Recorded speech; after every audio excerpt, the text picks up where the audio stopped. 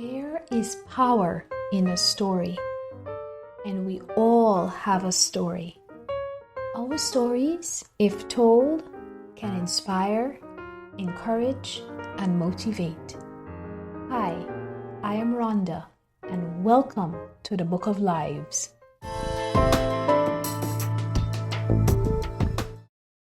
Hi everyone, welcome to the Book of Lives. Today we're going to hear the story of an entrepreneur who is making waves in the music and beverage industries.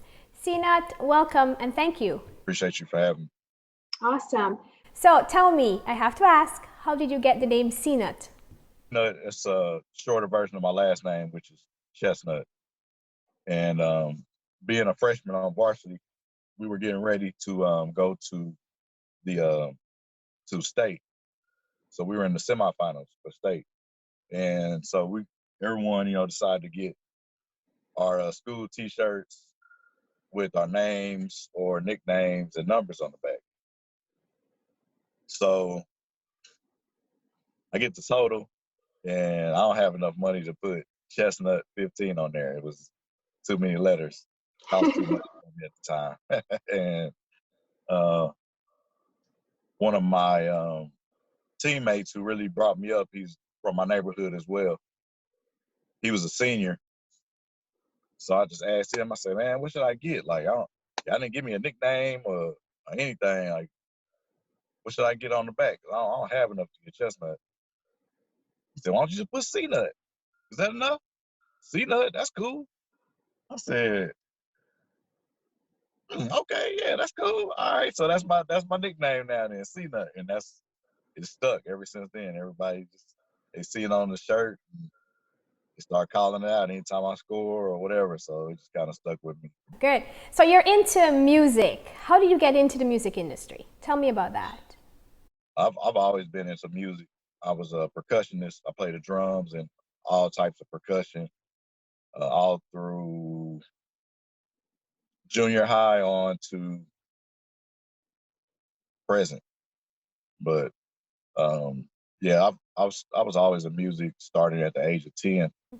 What advice would you give to someone who is now starting out in the music industry? Get the money first before you try to start pursuing your career. In the midst of writing or producing or whatever it is that you want to get into music, you want to be able to get the best results, and the best results is to have a budget. So I would say get the money first and then pursue the career, because you're going to get frustrated wondering, well, am I not talented enough? A lot of times it's not based off talent. A lot of times it's being in the right position, knowing the right people, and with the money, you end up getting in with the right people. So I would say, yeah, get the money first and then put a budget together and then pursue the career. Okay. Who inspires you? Who is your inspiration? My son, my family, my wife. Yeah, that's my inspiration. Awesome. Let's talk a bit about the beverage industry. First of all, congratulations on having a patent for chocolate vodka. Tell us about that journey. That was a journey that I would not take back.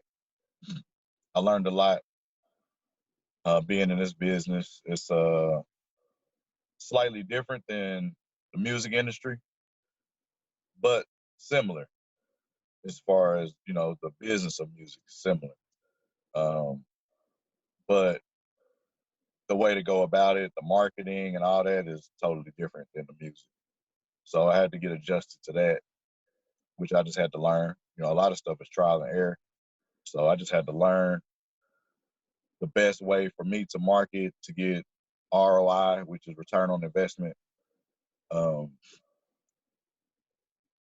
Just had to do a lot of learning. But I sampled the product for a whole year, just in the streets and clubs, BYOB clubs. The first club that I really tested it out was King of Diamonds, Dallas. They gave me the opportunity to actually provide the liquor for the club as well as sample my new product. And man, it was a great experience. I knew if I tested it out and I had a certain number of people to like it, I knew that it would be a success, and pretty much exceeded that number. I had 9 out of 10 people for a whole year tell me, yeah, this is a great product and I'll buy it. And so after a year of sampling, making no money off of it at all, just giving it out for free, it ended up being a good investment. I'm in a nice chain store here within the Dallas area, a couple of independent stores. I have other stores and chain stores wanting to bring the product in because people that come into Dallas go back home, they're talking about it, they're asking their local liquor stores, why don't y'all have this? And y'all start ordering it. Can we get it? We need it over here. So we're getting a lot of feedback, a lot of great feedback on our website. So it was well worth it. How did you stumble on chocolate, of all things, chocolate vodka? Why chocolate?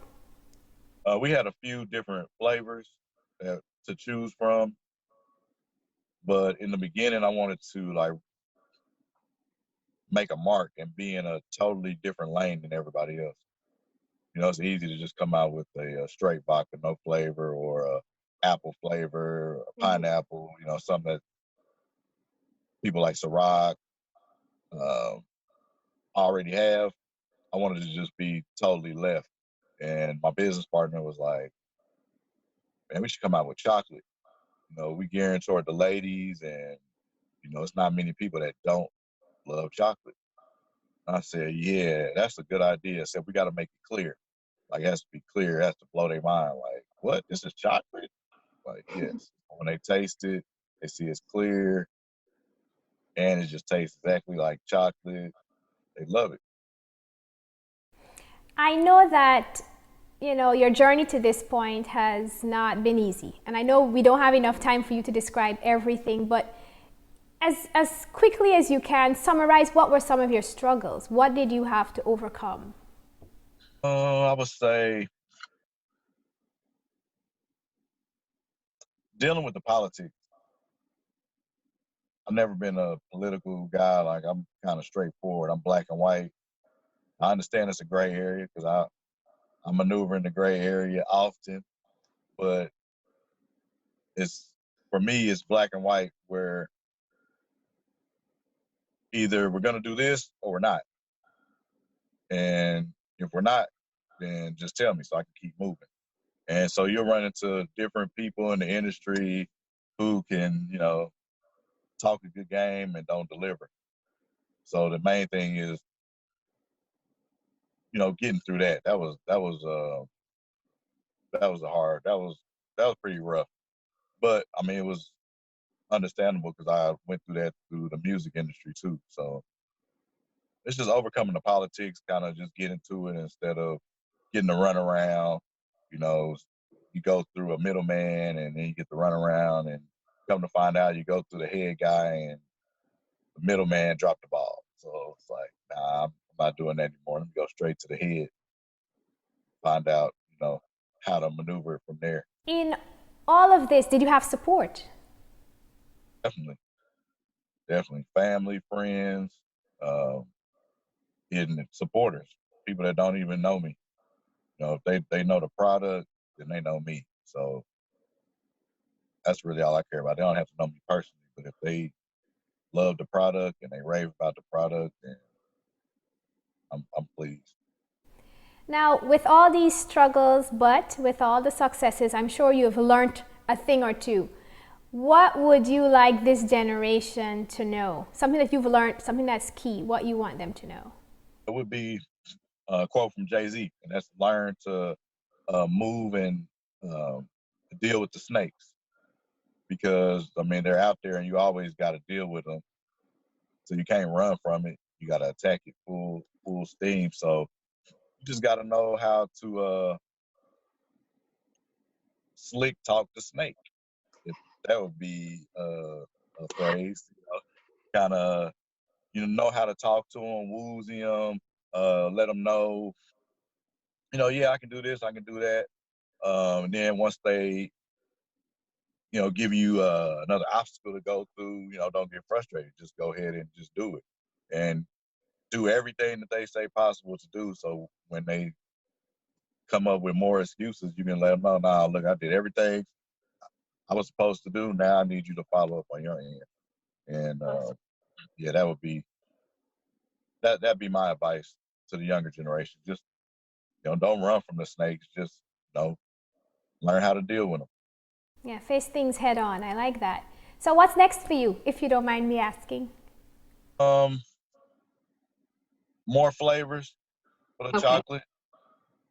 Come out with a regular vodka, no flavor, and then a few more other flavors. We're gonna drop that, and then I'm gonna move on and go to cognac, whiskey, rum.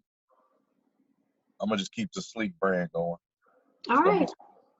Sleek everything. Sleek stands for smooth, so all my products are gonna be smooth. So we have Sleek vodka, we have Sleek cognac, Sleek whiskey, Sleek rum. Yeah, just expand on the brand. What about the music side of things? Instead of doing marketing solely, because we do marketing for every major label in the country. So any marketing that comes through, Dallas is a top 5 market. So we are one of the first markets to get new music, new artists, everything like that. And so we do all the marketing for every major label. So instead of just doing that, we're going to concentrate on our own label within the next year or so, and just put out our own projects.